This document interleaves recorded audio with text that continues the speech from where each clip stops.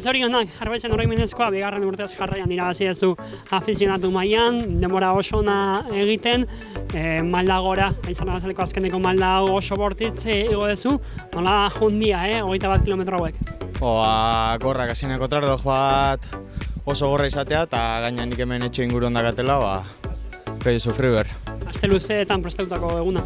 Bai hori da, azkenian etxeko karrera da, kariño handiakin hartzen dut, eta lehen urten irabazi genuen, urten.